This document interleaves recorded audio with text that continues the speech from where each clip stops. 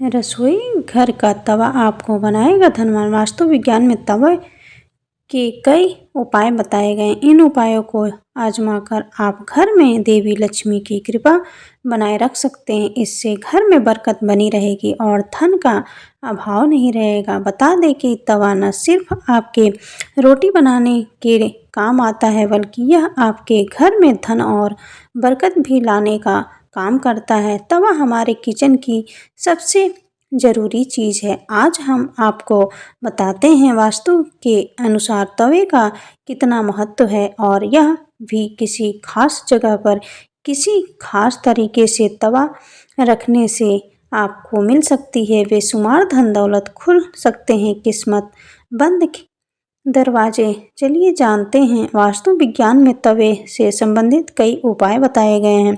तवे के इन उपायों को आजमाकर आप धन, समृद्धि और घर में उन्नति ला सकते हैं। लेकिन अगर आप लोग भी चाहते हैं कि भगवान विष्णु और माता लक्ष्मी का आशीर्वाद आप लोगों पर हमेशा बना रहे, तो इस वीडियो को एक लाइक करें, हमारे चैनल को सब्सक्राइब करें और कमेंट बॉक्स में जय माता लक्ष्मी ज़रूर लिखें।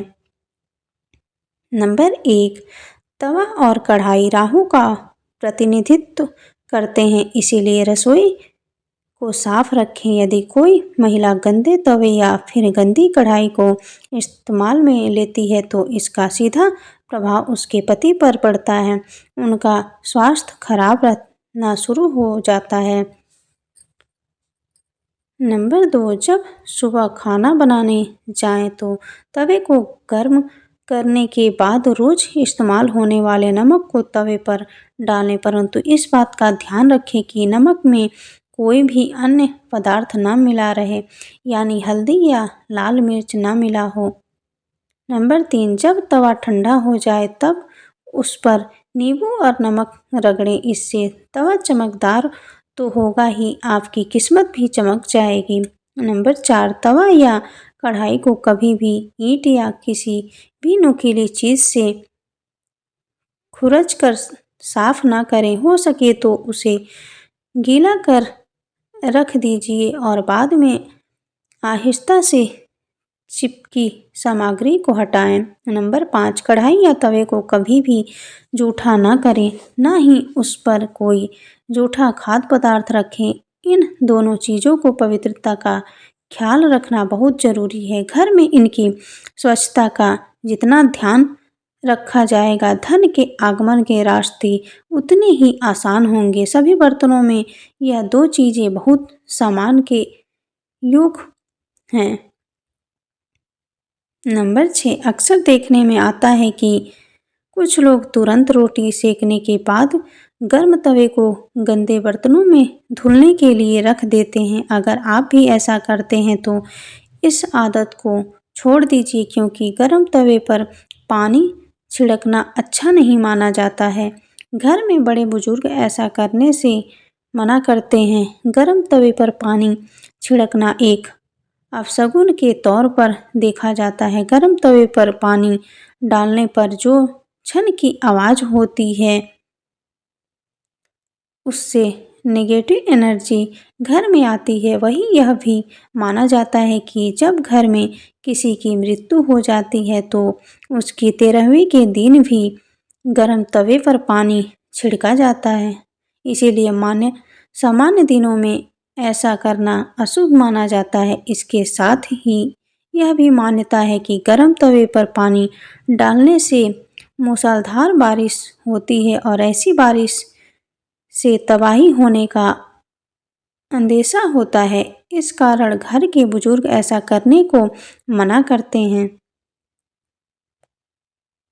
नंबर 7, ज्योतिष में तवे का संबंध राहु से माना जाता है, इसीलिए इसकी साफ सफाई का विशेष तौर पर ध्यान रखना जरूरी होता है। हमेशा तवे को साबुन के साथ साफ पानी से धोकर ही रखना चाहिए। वहीं इस बात का भी ध्यान रखें कि तवा ऐसे स्थान रखा होना चाहिए कि जहां से यह बाहरी लोगों को नज़र न आए। नंबर 8, तवे को सदैव ही लिटाकर रखना चाहिए। ऐसा माना जाता है कि तवे को खड़ा करके रखने से घर में लड़ाई होती है। इसके अलावा इस बात का भी ध्यान रखें कि तवे को कभी भी गैस पर खाली नहीं छोड़ना चाहिए। कुछ लोगों की आदत होती है कि रोटी सेकने के बाद खाली तवा गैस स्टोव पर यूं ही छोड़ देते हैं। ऐसा यदि आप भी करते हैं तो इस आदत को अभी छोड़ दीजिए। नंबर 9, अगर आप रोटी बनाने के बाद तवे को खाली और गंदा छोड़ देते हैं तो यह बहुत ही खराब बात है। इसका उपयोग करने के बाद इसको अच्छे से साफ करके रखना चाहिए, वरना यह आपके घर में कंगाली का कारण बन सकता है। अगर आप तवे को गंदा छोड़ देते हैं तो इससे घर में नकारात्मक ऊर्जा का वास होता है।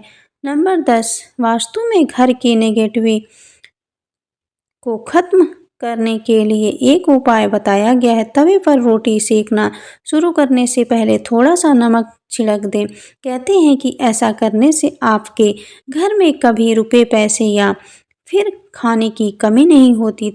वही इस बात का वैज्ञानिक महत्व यह है कि ऐसा करने से तवे के सारे कीटाणु मर जाते हैं और रोटियां खाने से कोई बीमार नहीं पड़ता। नंबर 11, वास्तु शास्त्र के अनुसार तवे पर पहली रोटी बनाकर उसे किसी ऐसे स्थान पर रख दें जहां उसे कोई जानवर या पक्षी खा ले। माना जाता है कि ऐसा करने से घर की नकारात्मक ऊर्जा का नाश होता है और घर में सुख समृद्धि बनी रहती है। ज्योतिष शास्त्र के अनुसार यह रोटी कौवे को खिलाने से शनि देव प्रसन्न होते हैं। शनि देव को न्याय का देवता माना जाता है और उनकी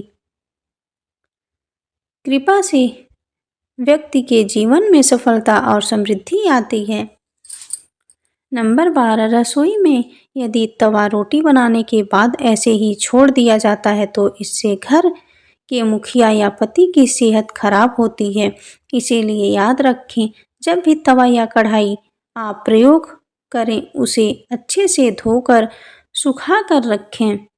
नंबर 13, यदि घर में पति या बच्चे नशे के लत के शिकार हैं तो इसका मतलब है कि घर में बर्तनों को रखने का तरीका सही नहीं।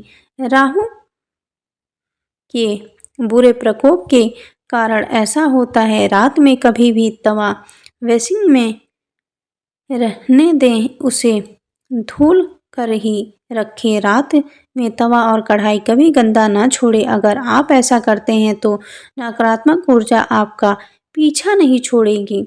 नंबर 14, तवे पर सबसे पहले जो भी रोटी बनाए उसे गाय या कुत्ते को दें। यह नियम बना लें, पहली रोटी जानवर के लिए ही होनी चाहिए।